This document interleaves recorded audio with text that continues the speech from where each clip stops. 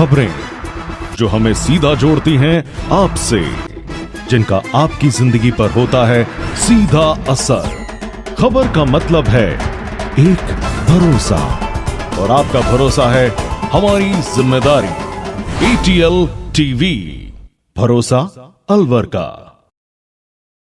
नमस्कार, ATL TV के सभी दर्शकों का स्वागत है। खबरों के साथ मैं हूं अर्चना चैन। बढ़ते हैं आज के हेडलाइंस के साथ।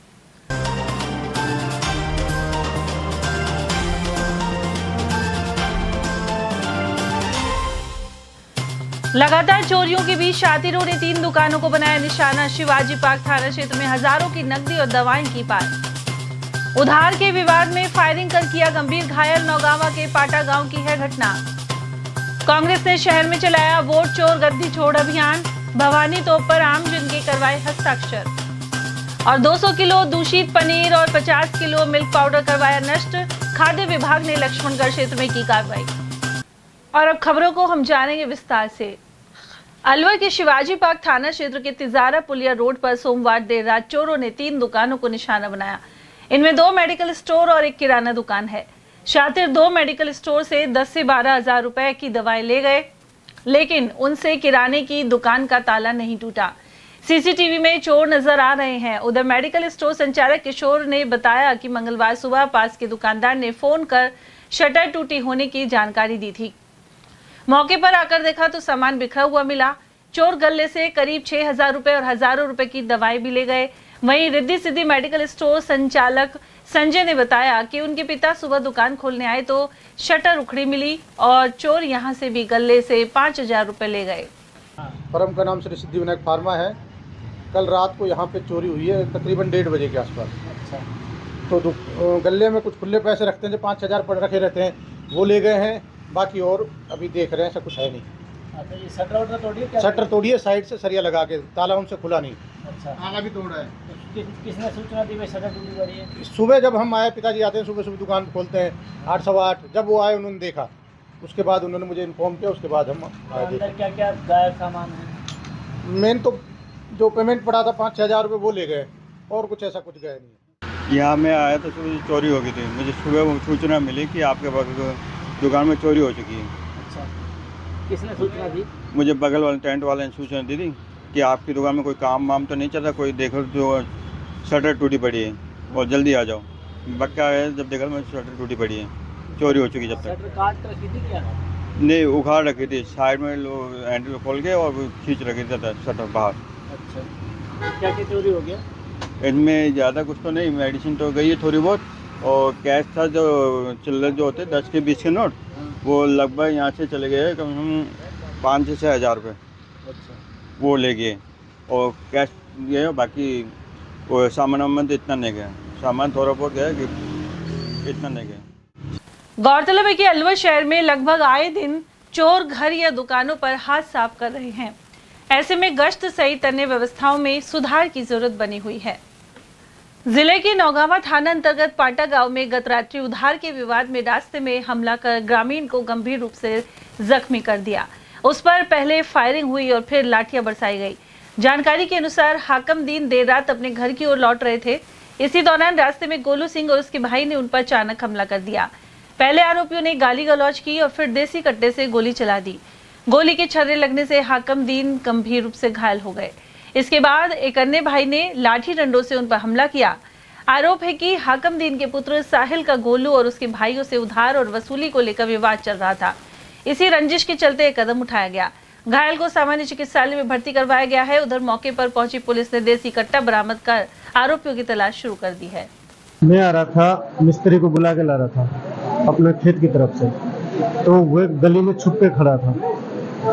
उन्होंने बोला मेरे ऊपर नजर कैसे डाली। मैं उसकी गाड़ी में हाथ दिया, मेरे को भाई नजर डल गई, कोई बात नहीं हम नहीं डालेंगे यार, मेरे से तेरी कोई दुश्मनी हो तो बताओ।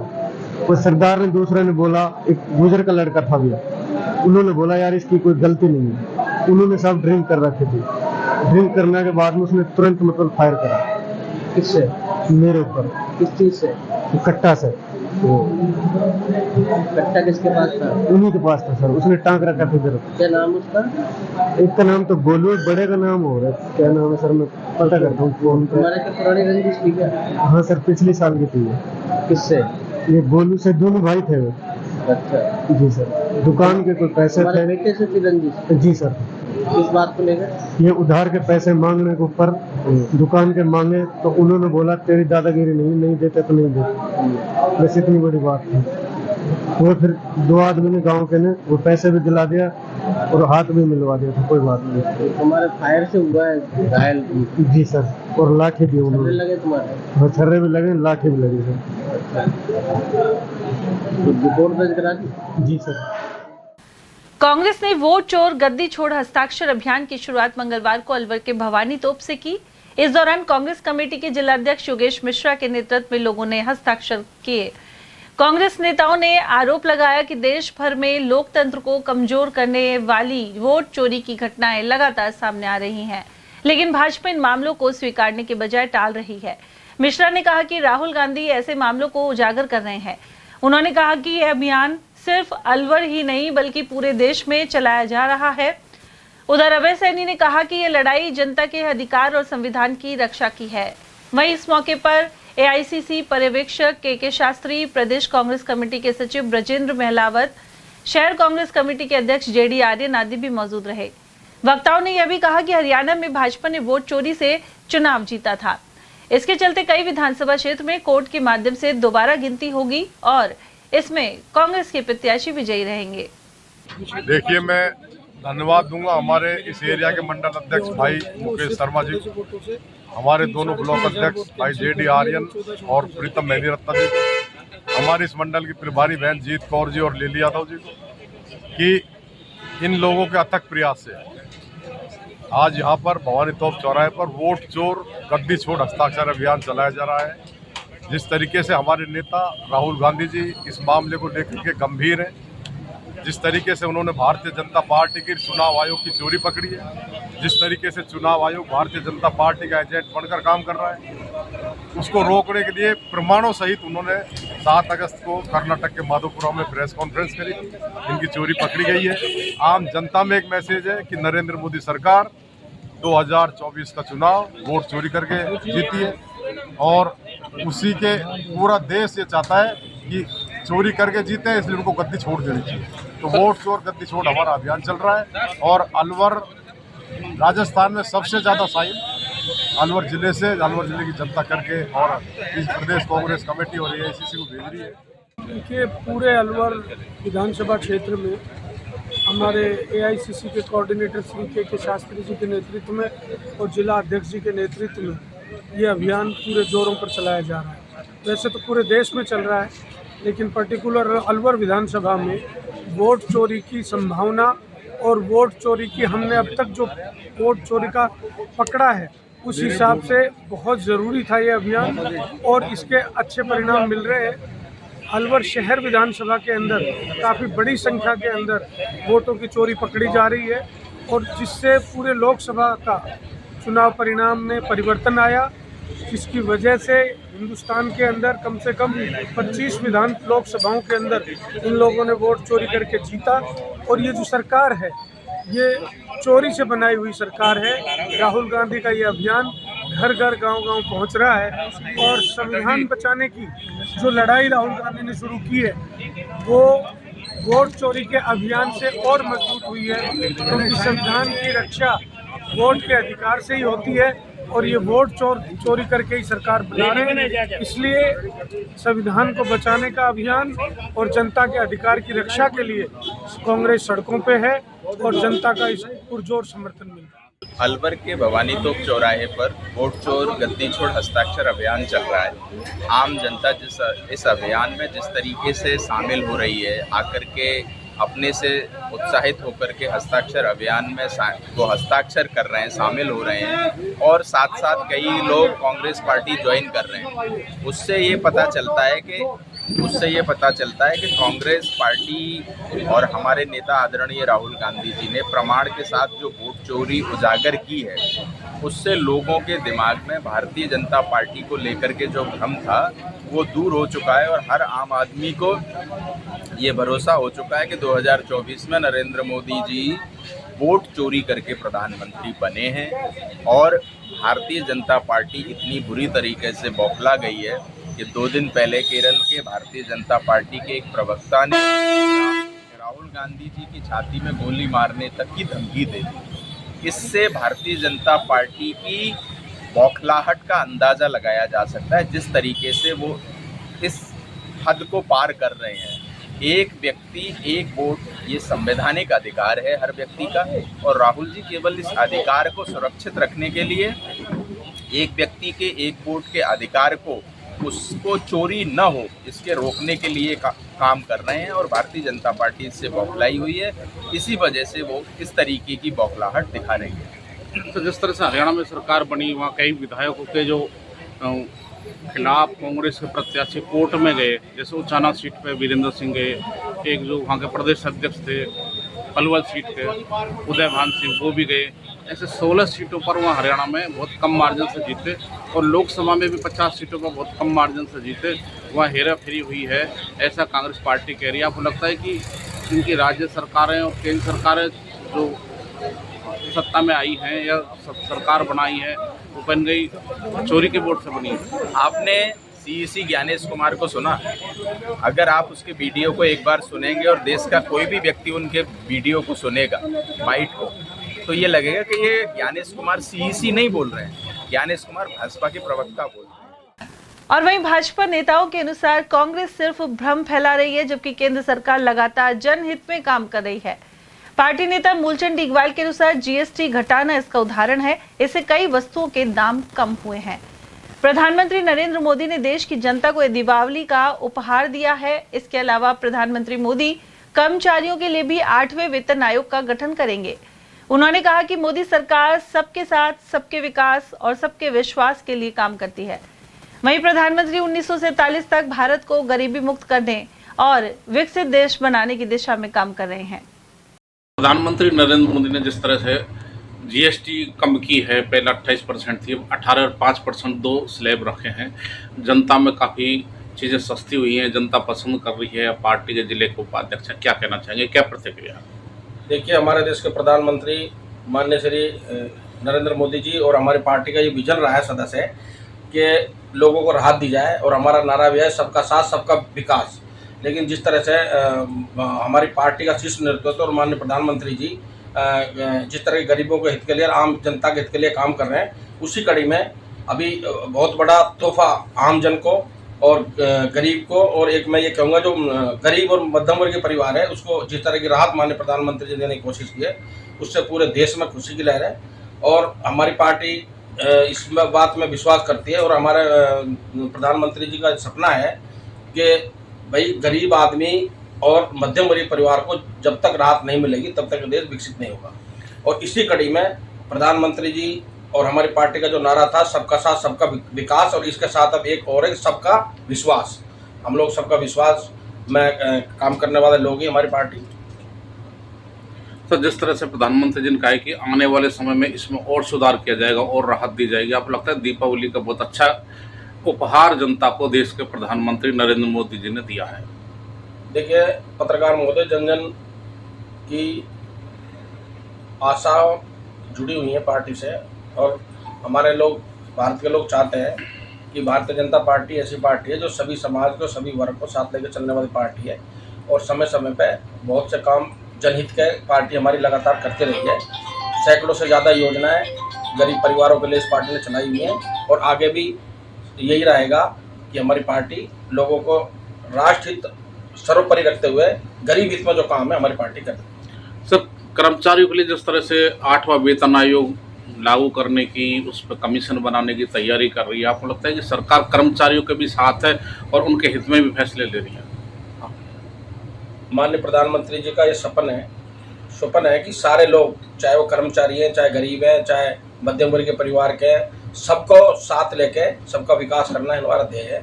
और 2047 तक जिस तरह से हमारी पार्टी, माननीय प्रधानमंत्री जी ने सपना देखा है कि भारत विकसित राष्ट्र बनेगा, उसी कड़ी में जनहित के सारे काम हमारी पार्टी कर रही है। सीएमएचओ डॉक्टर योगेंद्र शर्मा के निर्देशन में शुद्ध आहार मिलावट पर वार अभियान चल रहा है। इसके तहत लक्ष्मणगढ़ खंड मुख्य चिकित्सा अधिकारी डॉक्टर रूपेंद्र शर्मा के नेतृत्व में खाद्य सुरक्षा अधिकारी केशव गोयल और अशोक लखेरा ने सज्जनपुरी ग्राम स्थित चौधरी डेयरी का निरीक्षण किया। इस इकाई द्वारा पनीर का निर्माण कर उसे सस्ते दामों पर जयपुर जैसे बड़े शहरों में सप्लाई किया जा रहा था। यहाँ एक डीप फ्रीज में करीब 200 किलो पनीर पाया गया। इसका सैंपल लिया गया है। इसके अलावा विक्रेता द्वारा दूध में से क्रीम निकालकर एवं उसमें मिल्क पाउडर और वनस्पति तेल मिलाकर निर्मित किया जा रहा था। इसके भी नमूने भरे गए हैं। साथ ही साफ सफाई का अभाव मिलने पर नोटिस दिया गया है। इस इकाई के पनीर के सैंपल पहले भी अमानक पाए जा चुके हैं। वहीं इकाई से करीब 200 किलो दूषित एवं बदबूदार पनीर को नष्ट करवाया गया। साथ ही करीब 50 किलो दूध पाउडर को भी नष्ट करवाया गया है। इसके बाद लक्ष्मणगढ़ कस्बे स्थित गाबाजी फूड प्रोडक्ट्स का निरीक्षण किया गया। इस इकाई से लाल मिर्च पाउडर का नमूना लिया गया है। साथ ही करीब 70 किलो लाल मिर्च पाउडर जब्त कर लिया गया है।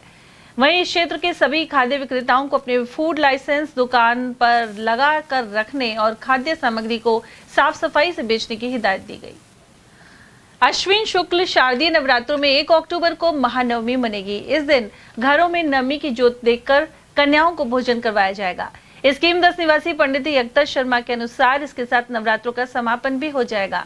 वहीं महानवमी के दिन मां अंबे का पालकी पर प्रस्थान है और इसे सुख समृद्धि का प्रतीक माना जाता है। वहीं 2 अक्टूबर को दशहरा मनाया जाएगा। इसके अलावा 30 सितंबर को अष्टमी श्रद्धा पूर्वक मनाई गई। आश्विन मास शुक्ल पक्ष में शारदीय नवरात्रों में कल 1 अक्टूबर बुधवार को महानवमी मना करके घरों में नवमी की ज्योत देख करके कन्याओं को भोजन कराया जाएगा। महानवमी पर कल रवि योग का विशेष शुभ संयोग भी बन रहा है। रवि योग में मां दुर्गा की पूजा करना विशेष शुभ फलदायी माना गया है। कल 1 अक्टूबर को शारदीय नवरात्रों का महानवमी पर समापन भी हो जाएगा। नवरात्रों के समापन पर महानवमी के दिन मां अंबे पालकी पर सवार होकर के प्रस्थान करेंगी। मां दुर्गा का पालकी पर प्रस्थान करना देश प्रदेश में खुशहाली व सुख समृद्धि का प्रतीक माना गया है। वहीं महानवमी के दूसरे दिन 2 अक्टूबर गुरुवार को दशहरे का पर्व बड़ी श्रद्धा के साथ मनाया जाएगा। इस दिन को अर्थात दशहरे के पर्व को स्वयं सिद्ध अर्थात अबुझ मुहूर्त माना जाता है। इसलिए इस दिन भूमि पूजन, गृहारंभ, गृह प्रवेश, कुआं पूजन, देव प्रतिष्ठा, प्रतिष्ठान मुहूर्त सहित सभी शुभ मांगलिक कार्य काफी संख्या में संपन्न होंगे। शास्त्रोक्त यह माना जाता है कि स्वयं सिद्ध अर्थात अबुझ मुहूर्त पे कोई भी वार, चंद्रमा या नक्षत्र नहीं देखा जाता है और अबुझ मुहूर्त में सभी शुभ मांगलिक कार्य संपन्न किए जा सकते हैं। और वहीं अष्टमी पर मंगलवार को करणी माता सहित अन्य मंदिरों में भक्तों का तांता लगा रहा। उधर केंद्रीय मंत्री भूपेंद्र यादव की ओर से बालाकिला स्थित करणी माता मंदिर में निजी सचिव गौरव सुगंधा और रविंद्र जोशी द्वारा माता को चुनरी उड़ाई गई। साथ ही विशेष पूजन कर देश और प्रदेश की खुशहाली को लेकर कामना की गई। इस दौरान मेला कमेटी के संयोजक राजेश जोशी, बाला करणी माता व्यवस्था समिति के अध्यक्ष राम बाबू शर्मा, महंत उमेश शर्मा, वरिष्ठ पत्रकार लक्ष्मी नारायण लक्ष्य, प्रकाश बेनीवाल, प्रमोद शर्मा और महेश मुदगल आदि मौजूद रहे। उनके द्वारा स्वागत भी किया गया। यशस्वी केंद्रीय मंत्री भूपेंद्र यादव जी द्वारा उपस्थित नहीं होने पर उन्होंने माता को चुनरी अपने निजी सचिव गौरव सुगंधा जी और रविंद्र जोशी जी के साथ भिजवाई, जिसे माता को अर्पित किया गया और केंद्रीय मंत्री जी की ओर से माता को देश और प्रदेश की खुशहाली के लिए वहां पर प्रार्थना की गई। नवरात्रि के अवसर पर पिछले कई वर्षों से करणी माता मंदिर के रास्ते में भंडारा किया जाता रहा है, लेकिन बालाकिला वन क्षेत्र में इस बार वन विभाग की अनुमति नहीं मिलने के कारण शहर के जोहड़ा पटेल नगर में भंडारा किया गया। आयोजन से जुड़े नगर निगम के पूर्व महापौर घनश्याम गुर्जर और अपना घर शालीमार के डायरेक्टर अशोक सैनी द्वारा श्रद्धालुओं को प्रसाद वितरित किया गया। उन्होंने बताया कि पिछले कई वर्षों से वे बालाकिला क्षेत्र में ही यह भंडारा करते आए हैं, लेकिन इस बार प्रशासन की ओर से अनुमति नहीं मिलने के कारण पटेल नगर में भंडारा किया गया। भैया 30-31 साल से आयोजन हर नवरात्रों में होता है। इस बार प्रशासन ने हमको ऊपर की परमिशन नहीं दी गई थी। जय श्री राम के नाम से जो क्राउड लगती है भंडारा करते हैं, तो उसकी वजह से हम यहीं पे भंडारा कर रहे हैं। क्राउड भी लगा रखी है और मीठा पानी पिला रहे हैं सबको। कितने सालों से कर रहे हैं? हमको 30 साल से ज्यादा हो गई सर, दोनों नवरात्रों में। किनकी तरफ से किया जाता है? नहीं, ये सब जैसे सब भाइयों की और सभी ना सब मित्र जनों की तरफ से होता है। अष्टमी पे लगाते हैं? अजी अष्टमी पे? नहीं, अब तो यहाँ अष्टमी पे लगाया है, वो तो पूरे 6, 7, 8, 9 4 दिन लगाते हैं ऊपर भंडारा। श्री राम प्याऊ करणी माता का जो रास्ता है, जहाँ एक समतल जगह आती है, जहाँ एक अभी सड़क टूटी है, उससे 1 किलोमीटर पहले हर वर्ष ये प्याऊ है ना, वहीं करणी माता के नवरात्रों में लगती है। और इसमें हमारे अशोक सैनी जी जो शालीमार के डायरेक्टर हैं, उनके द्वारा ये आयोजन होता है। हर वर्ष वहाँ प्याऊ और 3 दिन वहाँ भंडारा चलता है, बिठा के लोगों को प्रसादी दी जाती है। इस वर्ष क्या है कि इन्होंने प्रशासन से मांग की कि वहाँ प्याऊ लगाने के लिए, उन्होंने इनको परमिशन नहीं दी, इसलिए इन्होंने इस बार वो जो वहाँ प्याऊ लगती थी उसकी परमिशन नहीं मिलने के बाद इन्होंने यहाँ आज ये जो कढ़ी और कचौड़ी का और यहाँ अपने ठंडाई का, दूध की जो ठंडाई है उससे हलवे छोले का प्रसाद आज वितरण किया गया है। यहाँ उनकी जो सारी टीम जो वहाँ लगती थी, आज यहाँ इन्होंने प्रसाद का वितरण किया है। यह आयोजन वहाँ बिठाकर बहुत अच्छी तरीके से प्रसाद दिया जाता था, लेकिन माता की क्या कृपा रही कि इस बार परमिशन नहीं दी गई, जबकि प्याऊ इनकी लगभग 30 वर्षों से लगातार उसी जगह पर लगी हुई है।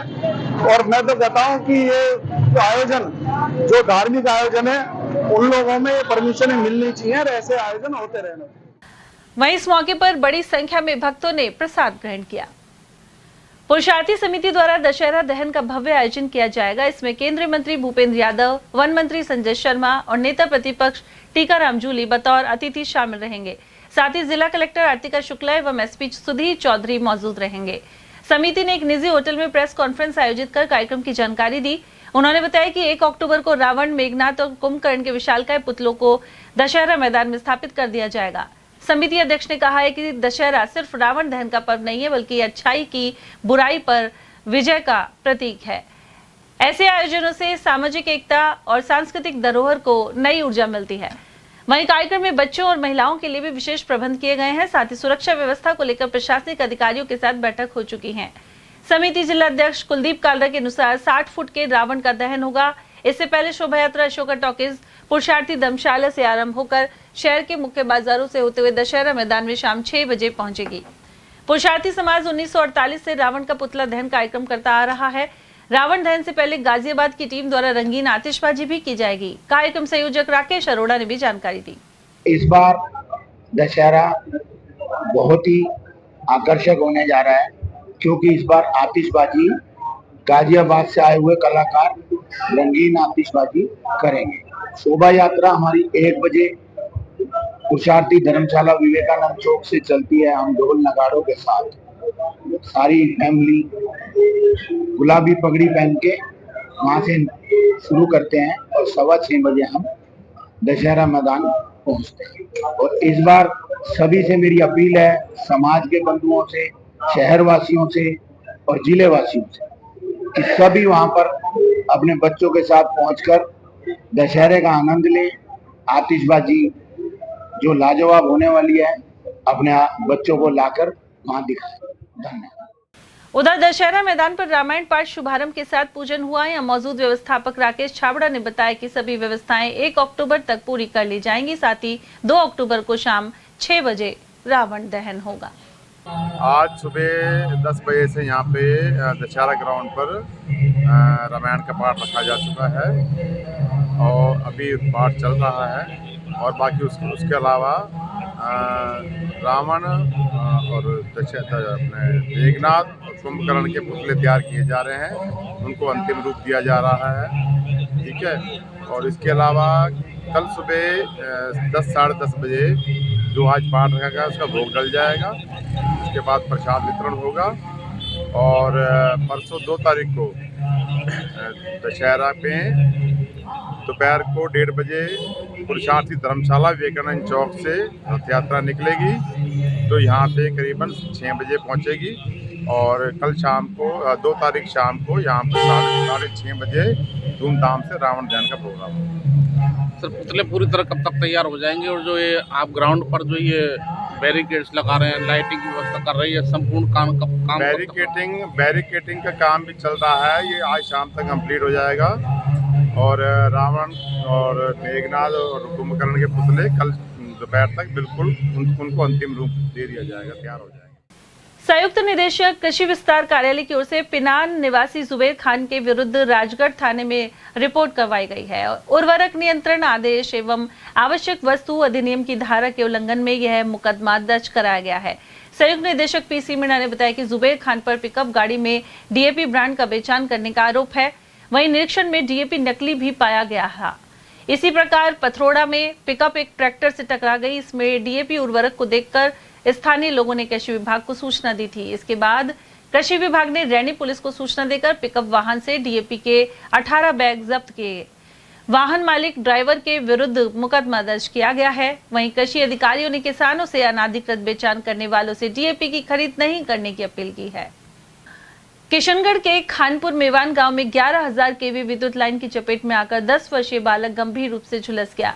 सोमवार शाम 10 वर्षीय फयान घर के बाहर एक पेड़ के नीचे खेल रहा था। अचानक वह उस पेड़ के संपर्क में आ गया, जिसके ऊपर से हाई वोल्टेज विद्युत लाइन गुजर रही थी। करंट लगते ही परिजन उसे लेकर सामान्य चिकित्सालय पहुंचे। घटना में उसका चेहरा बुरी तरह झुलस गया है। बालक के पिता सलीम ने बताया कि 1 साल पहले भी इसी विद्युत लाइन की चपेट में आकर उनकी एक भैंस की मौत हो गई थी, लेकिन विद्युत निगम द्वारा कोई कार्रवाई नहीं की गई। ऐसे में ग्रामीणों ने स्थायी समाधान की मांग की है। तब वहाँ की लाइट जा रही है हमारे 11,000, तो उसमें तार में टच हो जाए। वहाँ बच्चे खेल रहे थे, कई बार बोली सुना ही ना करें। तो अब क्या हुआ? ये इसका चेहरा जल गया पूरा। अच्छा, ये खेल रहा था वहाँ? हाँ, खेल रहा था। पढ़ता है? पढ़ता है 4th क्लास में। अच्छा, तुम कहाँ ले गए इसको? इसको यहाँ लोग लेकर आए। किधर लेकर? कौन सा गाँव के रहने वाले? खानपुर मेवान। हाँ जी। आपके सलीम क्या काम करते हैं? सर मजदूरी मेहनत करते हैं। अच्छा, तो पहले भी हुआ क्या आज से इससे? एक भैंस मर गई थी। कितने दिन पहले? वो ज़्यादा नहीं मरी। तो ये लाइन को भी तक हटाया नहीं हटाया साहब, बिल्कुल चाहे हाथ हट जाए इतना नीचा है। तो बिजली विभाग वाला आया मौके पे? नहीं आए।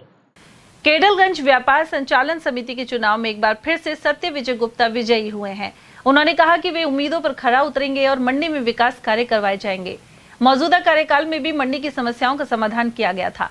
गुप्ता के अनुसार कृषि मंडी में मूलभूत सुविधाओं का विकास किया गया है, साथ ही चोरियों पर अंकुश लगा है। इसके अलावा जल्द ही कार्यकारिणी गठित की जाएगी। केडलगंज व्यापार संचालन समिति के चुनाव हुए, आप भारी बहुमत से जीते। अब जीतने के बाद संगठन को किस तरह मजबूत करेंगे, व्यापारी हित के लिए क्या क्या कदम उठाएंगे, क्या कहना चाहिए? भाई, ये जीत पूरी मंडी की जीत है। सभी व्यापारी भाइयों ने तन मन धन से मुझे पूरी बहुमत के साथ जिताया। सभी का मैं पहले तो बहुत अभिनंदन और आभार व्यक्त करना चाहता हूँ। उन्होंने मेरे पे दोबारा किया कि विश्वास किया कि भाई इनको बनाना चाहिए, और उन्होंने भारी मतों से मुझे जिताया। इसके लिए सभी का कोटि कोटि धन्यवाद। सर, जो पिछला कार्यकाल था उस पर मोहर लगाई है, दोबारा विश्वास किया है, आपको लगता है आपके काम को पसंद किया है, व्यवहार को पसंद? मैंने अपने तन मन से पूरा व्यापार समिति को न्यौछावर किया और अपना पूरा समय अपने व्यापार को छोड़ के व्यापारियों के हित की बात की। हमने एफसीआई की खरीद लाए, उसके लिए काफ़ी प्रयास किया। उसके लिए भूपेंद्र जी यादव जी, अशोक जी, जिलाध्यक्ष जी, उनका विशेष योगदान रहा। उनके सहयोग से एफसीआई की खरीद आई और अलवर को एक नई इनकम के स्रोत मिले मंडी व्यापारियों को। बाकी आगे भी हमारा सफाई का रहा पूरा साल कार्यकाल। पिछले 10-15 सालों में सबसे अच्छा रहा, तो सफाई इतनी अच्छी रही। फिर चोरियां, एक भी चोरी नहीं हुई पूरे साल कार्यकाल में हमारे में। ये भी एक बड़ी उपलब्धि है, नहीं तो हर साल 10-20 लाख रुपए की चोरी हो जाती है। सर, यूजर टैक्स और मंडी टैक्स को लेकर कई बार व्यापारियों ने मंडी बंद की, कई बार आंदोलन हुए। आप व्यापारियों के साथ हमेशा खड़े रहे। आपको लगता है कि हमेशा आप व्यापारी हित में काम किया और आगे भी करेंगे?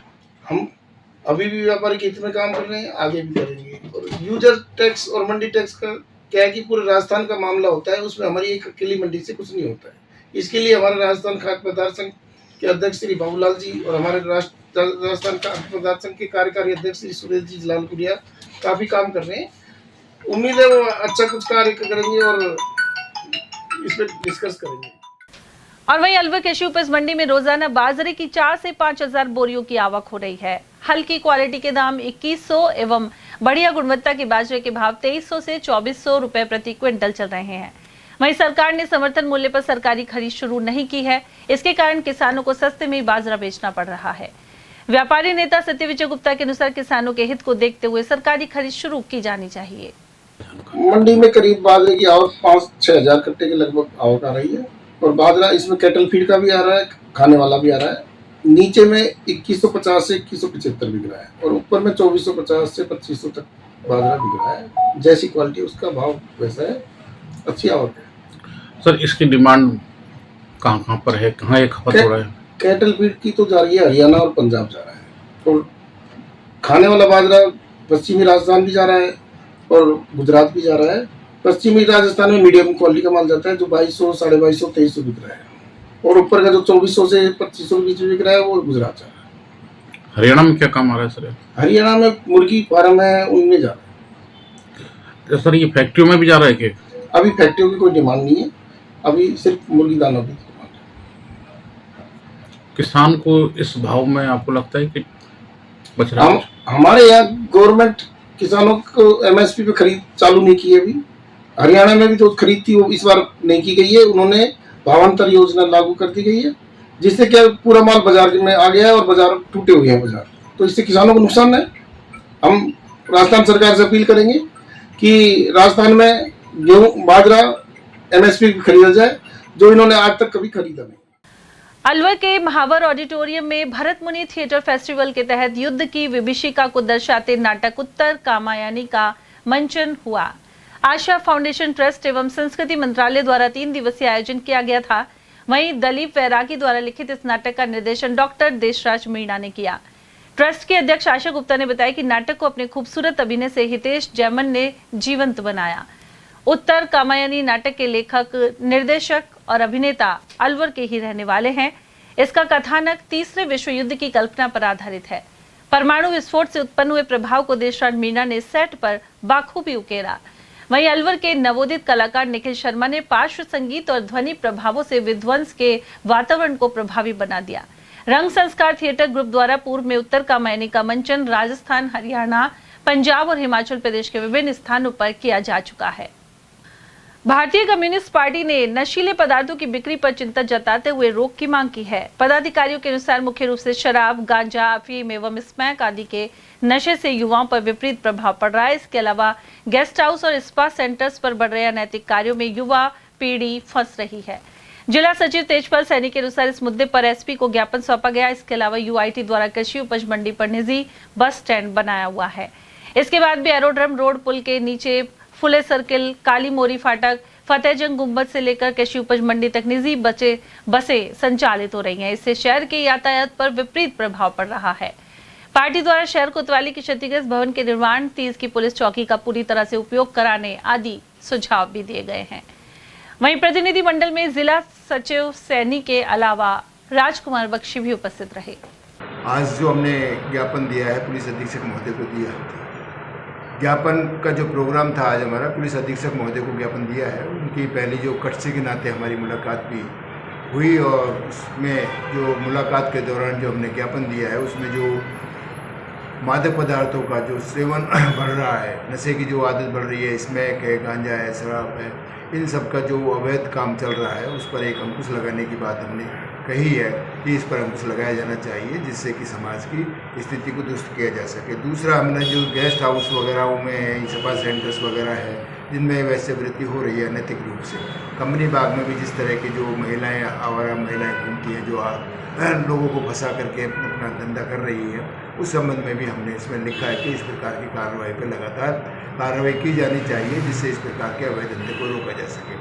तीसरे, जो शहर में सट्टेबाजी, जुआबाजी जो चल रही है उसको में भी लोग बर्बाद हो रहे हैं, उस पर भी समाज पर गलत असर पड़ रहा है, उस पर भी कार्रवाई की जानी चाहिए। इसी प्रकार जो अवैध वाहने हैं, चाहे अपने ज्योतिराव फूले हो, चाहे अपने काली मोरी हो, चाहे पुलिया के नीचे हो, चाहे कृषि उपज मंडी मोड़ तक हो, वहाँ पर जहाँ भी ये अवैध वाहनें जो संचालित हो रही हैं उनको भी हमने व्यवस्थित रूप से जो UIT ने कृषि उपज मंडी पर जो बस स्टैंड बनाया हुआ है निजी बस स्टैंडों के लिए, वहाँ संचालित करने की बात की है क्योंकि इस पर जो यातायात पुलिस है उस पर ज़्यादा दबाव पड़ता है। तो ये व्यवस्था अगर सही ढंग से हो जाए तो यातायात पुलिस का भी दबाव कम हो जाए और इसको भी हमने कहा है कि इसको यातायात जो कमेटी बनी हुई है ज़िले की उसमें भी रखा जाना चाहिए प्रस्ताव, जिससे प्रशासन भी उसमें सहयोग कर सके और ये यातायात व्यवस्था को सुधारा जा सके।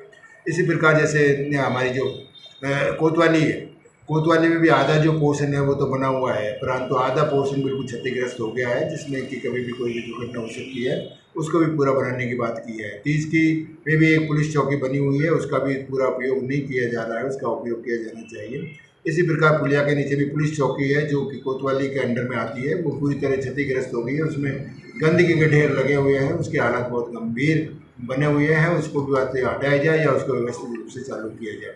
काली मोरी पर भी ये पुलिस का एक लगा हुआ है, उसमें वो ठीक ढंग से है, परंतु वो संचालित है या नहीं है इसका हमें पूरी जानकारी नहीं है, परंतु उसमें भी संचालित किया जाना चाहिए जिससे कि उनका उपयोग किया जा सके। 69वीं राज्य स्तरीय विद्यालय नेटबॉल प्रतियोगिता प्रताप उच्च माध्यमिक विद्यालय में आयोजित हो रही है। उद्घाटन कार्यक्रम में मुख्य अतिथि भाजपा जिलाध्यक्ष अशोक गुप्ता सहित जिला शिक्षा अधिकारी देवेंद्र सिंह मौजूद रहे। डीओ के अनुसार इसमें लगभग 700 छात्र छात्राएं भाग ले रहे हैं, साथ ही सभी व्यवस्थाओं को ध्यान रखा जा रहा है। 69वीं नेटबॉल प्रतियोगिता राज्य स्तरीय यहाँ पर आलोर में आयोजित हो रही है। ये प्रतियोगिता में लगभग 33 जिलों के छात्र छात्राओं के अंडर 14 की टीमें यहाँ पर आई हैं और ये प्रतियोगिता 7 दिवस चलेगी। लगभग 750 खिलाड़ी इसमें भाग ले रहे हैं। राजर्षि अभय समाज के विशाल रंगमंच पर विभीषण शरणागति, सेतुबंध रामेश्वरम एवं अंगद रावण संवाद की प्रभावी लीला का मंचन हुआ। मुख्य पात्रों में रावण का अभिनय ललित मिश्रा और अंगद का अभिनय सुभाष गौड़ ने किया, जबकि हास्य अभिनेता के रूप में मनोज कुमार गोयल एवं हनीश शर्मा ने भी अपनी छाप छोड़ी। सोमवार की लीला महावर प्रेस संचालक उत्तम कुमार गुप्ता एवं अनिल कुमार गुप्ता की तरफ से आयोजित हुई। संस्था के अध्यक्ष पंडित धर्मवीर शर्मा सहित अन्य पदाधिकारियों ने अतिथियों का सम्मान स्मृति चिन्ह देकर किया। और यहाँ लेंगे एक छोटा सा ब्रेक, आप देखते रहिए एटीएल टीवी। हीरे, सोने, चांदी के जेवरातों के विक्रेता दुर्गा प्रसाद सुनील दत्त ज्वेलर्स, बजाजा बाजार, अलवर।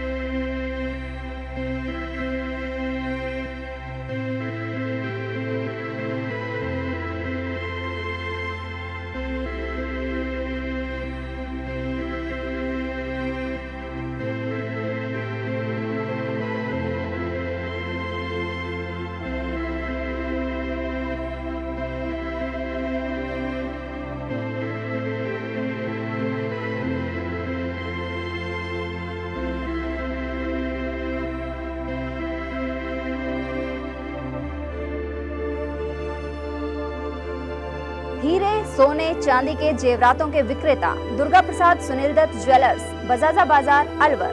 Phone number 0144233853 and 2338663।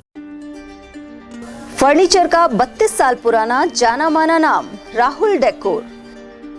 यहाँ आपकी लाडली बिटिया के लिए अथवा अपने घर के लिए सभी प्रकार का सागवान का फर्नीचर उपलब्ध है।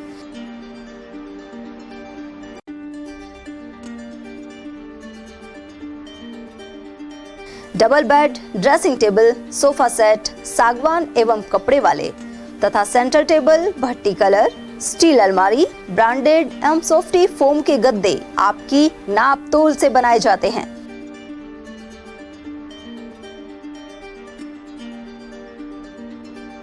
सभी सामान एक ही छत के नीचे उपलब्ध। हमारा पता है अलवर बोर्ड, जसवंत तिराहे से पहले, Kati Ghati, Alwar. Contact number 9414019769 and 9414019768।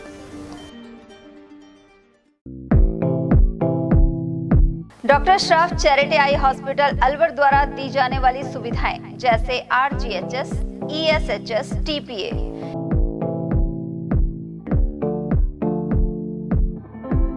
इसके अलावा registration, OPD service, OT ward, store एवं अलवर जिले में first time low vision clinic की सुविधा दी जा रही है। लो विजन एड क्लिनिक जो दिव्यांग बच्चों जिनकी निगाह बहुत सारे इलाज के बाद भी कम रह जाती है, उस ऐसे मरीजों के लिए या ऐसे बच्चों के लिए जो बेस्ट पॉसिबल जो डिवाइसेस होते हैं वो हमारे पास अवेलेबल है, जिससे हम ऐसे बच्चों का मदद कर सकते हैं। ऑप्थेल्मोलॉजी डॉक्टर द्वारा चिन्हित मरीज लो विजन क्लिनिक की सुविधा उठा सकता है। हमारे यहाँ विभिन्न प्रकार की जांचें जैसे OCT, RFNL, VFA, V scan, YAG laser, A scan की सुविधा उपलब्ध है। हमारा पता है doctor Shroff charity eye hospital, Subhash Nagar, NEB road, Alwar, Rajasthan. Contact number 0144 2370 559। Break के बाद आप सभी का एक बार फिर से स्वागत है। मालाखेड़ा स्थित चौराहे पर सड़क के दोनों ओर अतिक्रमण कायम है। ऐसे में यह सड़क मार्ग सकरा हो गया है। साथ ही निजी परिवहन के वाहनों की मौजूदगी परेशानी को और बढ़ा देती है। यातायात पुलिस की व्यवस्था नहीं होने के कारण यहाँ आए दिन जाम की स्थिति बनी रहती है। इसके अलावा अनेक दुकानदारों ने भी सड़क घेर रखी है और अतिक्रमण कर रखा है। इन हालातों में पुलिस प्रशासन, नगर पालिका और सार्वजनिक निर्माण विभाग की उदासीनता साफ झलक रही है। टपुकड़ा कस्बे के पंचायती हनुमान मंदिर में श्रद्धा और उल्लास के साथ गणेश जी की प्रतिमा स्थापित की गई।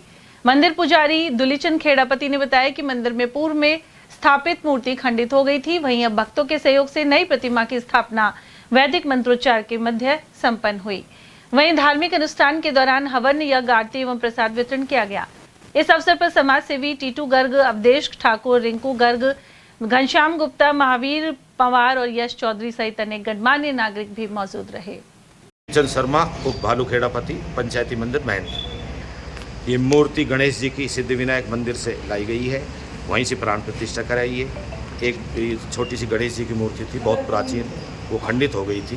हमने भी ध्यान नहीं दिया, कुछ महिलाओं ने बताया तो हमने विचार किया, तो एक भक्तगण ने हमारी सुनी। भगवान उसकी सदा सुनता रहेगा। और उसने ये जो भी खर्चा आया, आना जाना, विधि विधान पूर्व पधराना, और जो भी खर्चा आया वो लाला जी नहीं कराया। मालाखेड़ा कस्बे के होलिका दहन स्थल पर प्रजापिता ब्रह्म कुमारी ईश्वरीय विश्वविद्यालय द्वारा दुर्गा सप्तमी मनाई गई। यहाँ काली माता, दुर्गा माता और महागौरी की पूजा अर्चना हुई। साथ ही रात्रि को माता के भजन प्रस्तुत किए गए। इस दौरान अनेक प्रबुद्ध जन पहुंचे। इनका प्रजापिता ब्रह्म कुमारी ईश्वरीय विश्वविद्यालय की प्रतिनिधियों ने अभिनंदन किया। उधर भद्रकाली मंदिर में विशेष पूजा अर्चना कर सुख समृद्धि की कामना की गई। साथ ही हवन यज्ञ किया गया। शारदीय नवरात्र के दौरान शक्ति स्वरूपा मां दुर्गा के 9 स्वरूपों की पूजा अर्चना करने का विधान है। महाकाली का किरदार निभा रही दुर्गा स्वरूप ने इस बारे में जानकारी प्रदान की। उप स्वास्थ्य केंद्र आयुष्मान आरोग्य मंदिर बुर्जा के आगे गंदगी और दूषित पानी जमा है। ऐसे में कार्मिकों और रोगियों को भारी परेशानी का सामना करना पड़ता है। आबादी क्षेत्र के गंदे पानी का निकास नहीं होने से स्थिति बनी हुई है। इसके चलते नाली का निर्माण कराने की जरूरत है। फिलहाल तो PWD और ग्राम पंचायत उदासीनता दिखा रहे हैं। और अब खबर अकबरपुर से, जहां कस्बे में हो रही रामलीला में कई कलाकार पीढ़ियों से किरदार निभा रहे हैं। ऐसे भी उदाहरण हैं कि दादा के बाद पिता और फिर तीसरी पीढ़ी में पोता भी यहां रोल कर रहे हैं। श्री रामलीला मंडल की ओर से रामलीला का मंचन किया जा रहा है। गत रात्रि को लंका दहन की लीला दिखाई गई। इस दौरान हनुमान जी का किरदार निभाने वाले कलाकार राहुल शर्मा के अभिनय को दर्शकों ने सराहा। उधर कलाकार ताराचंद प्रजापत और अन्य ग्रामीणों का कहना है कि रामलीला का मंचन करीब 35 वर्षों से किया जा रहा है। साथ ही दशहरे के अवसर पर रावण वध की लीला दिखाई जाएगी। आज लंका दहन की रामलीला दिखाई गई है। श्री रामलीला मंडल अकबरपुर के कलाकारों के माध्यम से पिछले लगभग 35 वर्ष से भी अधिक हो गए हमारे यहाँ रामलीला चलते हुए, और जो रोल उनके दादा निभाते थे आज पोते उसी रोल को कर रहे हैं। तो बड़ा जोश और उत्साह, सभी ग्रामवासी हमारा अच्छा सहयोग करते हैं। तो अपने कितने दिन रामलीला चलती है और कब तक? ये नवरात्रे दशहरे पे रावण वध करके और भरत मिलाप हो जाता है। अकबरपुर कस्बे में शारदीय नवरात्र अष्टमी पर पूजा अर्चना की गई। वहीं कन्याओं को भोजन करवाया गया और उन्हें दक्षिणा दी गई। श्रद्धालु पप्पू राम शर्मा ने बताया कि उन्होंने नवरात्रि के अवसर पर घर में माता की घट स्थापना की थी। साथ ही मंगलवार को अष्टमी मनाई गई है। वहीं वंशिका शर्मा के अनुसार नवरात्रि के अवसर पर उपवास रखकर प्रतिदिन विशेष पूजन किया गया। आज अष्टमी है और आज कन्या को अष्टमी के अवसर पर कन्याओं को भोजन खिलाया जाता है और दक्षिणा भी दक्षिणा दी जाती है। और कोई लोग नवमी को भी जिमाते हैं और अष्टमी को भी जिमाते हैं। आज हमारे यहाँ शारदीय नवरात्र की अष्टमी मानी गई है और इस पे बड़े हर्षोल्लास से कन्याओं को भोजन खिला के उनको दक्षिणा दे के और नवरात्रों का समापन किया गया। दशहरा महोत्सव समिति की ओर से राजगढ़ के माचाड़ी ग्राम मार्ग स्थित चिंताहरण हनुमान जी मंदिर परिसर में 61 फीट ऊंचा रावण बन रहा है। यह पुतला हाथरस जिले के आधा दर्जन कारीगरों द्वारा तैयार किया जा रहा है। यहाँ मौजूद दीपू सक्सेना ने बताया कि वे राजगढ़ में हर वर्ष रावण के पुतले को बनाने के लिए आते हैं। साथ ही इस कार्य में शिवम, पूर्ण, राघव, सूरज और सलीम भी जुटे हुए हैं। उन्होंने बताया कि वे वर्षों से अपने नाना कन्हैया लाल के साथ रावण का पुतला बनाते आए हैं। पुतला बनाने की यह कला पीढ़ियों से उनके परिवार में है। मेरा नाम दीपू है सर और हम यूपी हाथरस से आते हैं। हर साल की भांति यहाँ पे अब भी आपके यहाँ राजगढ़ में बनाया है और हर साल भी यहीं भी बनाते हैं हम रावण। और हमको आते 20 साल 20-25 साल आते हुए उससे पहले हमारे गुरुजी कन्हैयालाल श्रीवास्तव थाना गाजी नारायणपुर के रहने वाले थे, वो बनाते थे। और उसके बाद हमारे उनके बाद गुजरने के बाद अब हम बनाते हैं। और क्या कहते हमारे आज 60 फुट का रावण है आपके राजगढ़ थाने में। और कहते हैं उधर राजगढ़ में रावण दहन की तैयारियों को लेकर एक बैठक मुकेश जैमन की मौजूदगी में एक होटल में आयोजित हुई। समिति के अध्यक्ष जैमन ने बताया कि 2 अक्टूबर को शाम 4 बजे सैनी धर्मशाला से शोभा यात्रा रवाना होगी। इसमें भगवान श्री राम, लक्ष्मण, हनुमान जी, सुग्रीव और वानर सेना आदि शामिल होंगे। वहीं प्रताप स्टेडियम दशहरा मैदान में पुतला दहन से पहले विशेष इको फ्रेंडली आतिशबाजी भी की जाएगी। बुराई पर अच्छाई की जीत के रूप में हर वर्ष दशहरा का आयोजन किया जाता है। उसी उपलक्ष्य में दशहरा महोत्सव समिति राजगढ़ द्वारा इस वर्ष भी 2 अक्टूबर को दशहरा का आयोजन किया जा रहा है। इसके लिए हम लोगों की पूरी तैयारियां चल रही हैं। हाथरस से रावण बनाने के लिए कलाकार आए हुए हैं और निरंतर पुतले निर्माण का कार्य जारी है। 61 फुट का रावण का पुतला इस बार बनाया जा रहा है और विशेष आतिशबाजी हमारे द्वारा इस बार दिखाई जाएगी। सैनी धर्मशाला से भगवान राम अपनी सेना के साथ रावण वध के लिए रवाना होंगे, जिसमें आकर्षक झांकियाँ होंगी और वानर सेना भी साथ में भगवान राम के होंगी। गोल चक्कर पर भगवान राम की महाआरती का राजगढ़ की आम जनता के द्वारा आयोजन किया जाएगा और मुख्य बाजारों में होते हुए जब भगवान राम की जो सेना जब निकलेगी तो उन पर पुष्प वर्षा आम जनता द्वारा की जाएगी। और अब बात करते हैं हम खैरतल की, जहां क्षेत्र के मातौर गांव में संचालित नवंश इंडिया निधि लिमिटेड के फर्जीवाड़े ने अनेक ग्रामीणों को प्रभावित किया है। वहीं इसी क्रम में ग्रामीण महिलाएं खैरतल थाने पहुंची। जानकारी मिलने पर पूर्व विधायक रामहेत सिंह यादव और भाजपा मंडल अध्यक्ष सहित कई कार्यकर्ता भी पुलिस थाने पहुंचे। पीड़ित महिलाओं ने पूर्व एमएलए रामहेत यादव को अपनी व्यथा बताई, जिन्होंने उचित कार्रवाई करने का आश्वासन दिया। एक भी नुकोल फिर ले जाइयो और एक और है मेरी 5 लाख। आपके कितने? 5.5 लाख। कैश दिए थे? कैश दिए 5.5 लाख और वो पूरे हो चुके 8,40,000 मेरे। मातौर में एक नववंश नाम से एक चिट फंड चलता था, जिसमें 5,000 के आसपास खाते गरीबों ने खुलवाए थे। जो नरेगा में काम करते हैं, रोजाना मजदूरी पे करते हैं, फल बेचते हैं, रेहड़ी वाले हैं, चूड़ी बेचने वाली बहन हैं, इस तरह के गरीब लोगों के खाते थे। और आइडिया ये है कि जैसे पूछा गया इनसे तो लगभग 150 से 200 करोड़ रुपए लेकर के वो नववंश का मालिक और भग गया। कुछ लोगों ने 2 लोगों को पुलिस ने गिरफ्तार किया था, बैठाया था, गिरफ्तार नहीं किया था, लेकिन कुछ प्रभावशाली लोगों ने आकर के उनको छुड़ाया, उनके गारंटर बन गए कि हम आपको पैसे ला के देंगे और अपराधी दूर भग गए। कल मैं आदरणीय कलेक्टर साहब से मैं सब मेरे साथियों के पार्टी के लोगों के साथ मिला था। इसकी जांच निष्पक्ष अधिकारी से हो, इसलिए एडिशनल एसपी खैरतल को उसकी जांच दिलाई गई है और इनके खिलाफ एफआईआर दर्ज हो गई है। और जितने भी खाते धारक हैं एडिशनल एसपी सबकी जांच करेगा। हमारा आग्रह है कि भाई एक तो इन गरीबों को धमकाया जा रहा है, कुछ बिचौले उनके पैसे लेकर के इनको धमका रहे हैं और डरा रहे हैं कि आपके खिलाफ एक झूठा मुकदमा किया है कि उसमें बंद करा देंगे 37 लोगों के खिलाफ।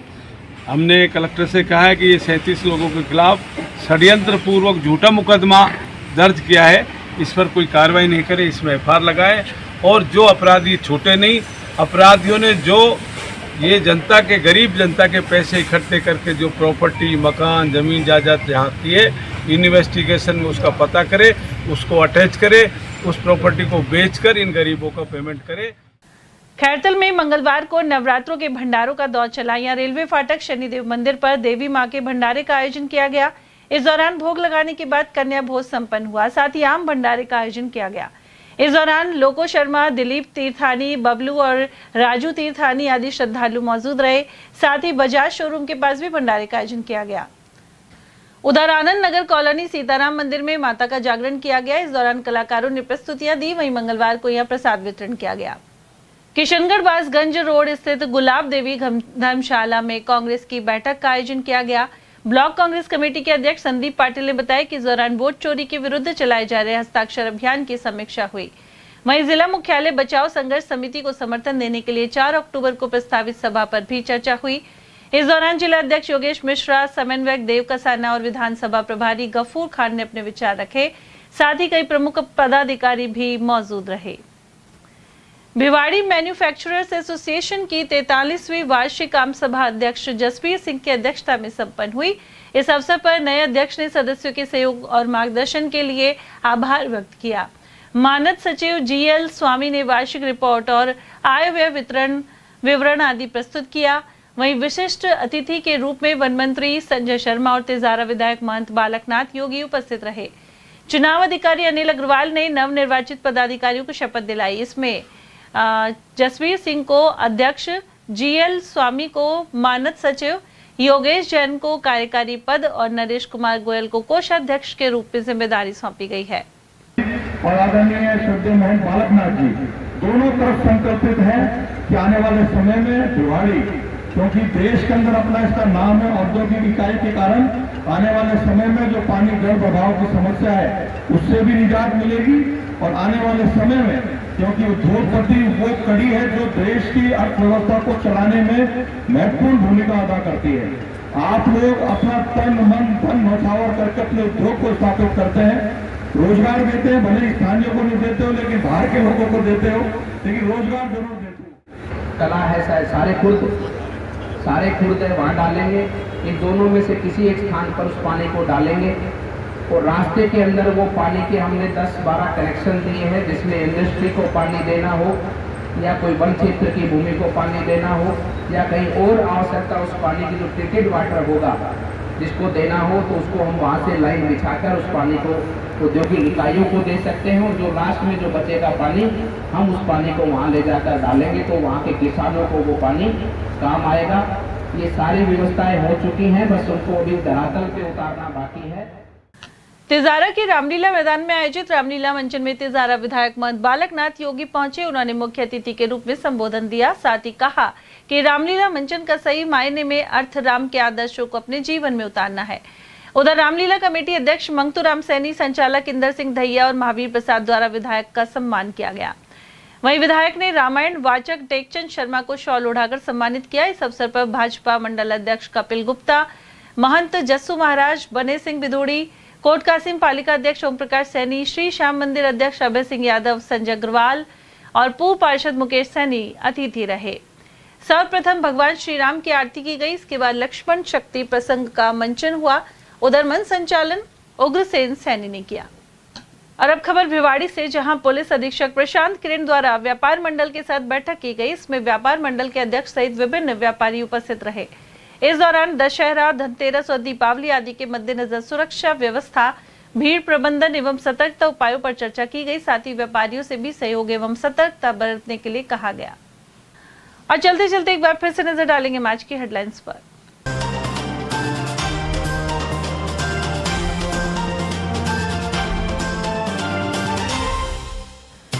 लगातार चोरियों के बीच शातिरों ने 3 दुकानों को बनाया निशाना। शिवाजी पार्क थाना क्षेत्र में हजारों की नकदी और दवाएं की पार। उधार के विवाद में फायरिंग कर किया गंभीर घायल। नौगावा के पाटा गांव की है घटना।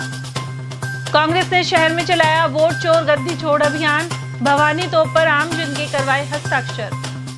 और 200 किलो दूषित पनीर और 50 किलो मिल्क पाउडर करवाया नष्ट। खाद्य विभाग ने लक्ष्मणगढ़ क्षेत्र में की कार्रवाई। और इसी के साथ खबरों में आज इतना ही। दीजिए अर्चना जैन को इजाजत। नमस्कार।